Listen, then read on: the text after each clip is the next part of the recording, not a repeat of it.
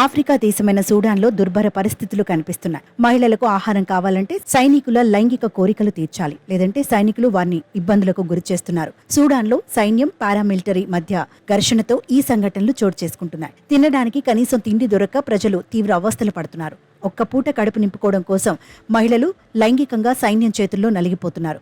ఈ విషయాన్ని స్వయంగా బాధిత మహిళలే ది గార్డియన్ ముందు చెప్పుకున్నారు. సూడాన్లో పారామిలిటరీ సైన్యం మధ్య యుద్ధం కారణంగా చాలా మంది ఆ దేశాన్ని వదిలి వెళ్లిపారు. ఒమ్దుర్మన్ పట్టణంలో కూడా ఇదే జరిగింది. కానీ కొందరు మాత్రం కుటుంబ సభ్యులతో కలిసి అక్కడే చిక్కుకుపోయారు. అప్పటి నుంచి సైనికుల చేతిలో నలిగిపోతున్నారు. ఎటూ వెళ్లలేని పరిస్థితులు. మరోవైపు కుటుంబ బాధ్యతలను చూసుకుంటూ మహిళలు దుర్భర పరిస్థితులను ఎదుర్కొంటున్నారు. ఒమ్దుర్మన్ ప్రాంతంలో ఆహారం మొత్తం సైన్యం చేతుల్లోనే ఉంటుంది.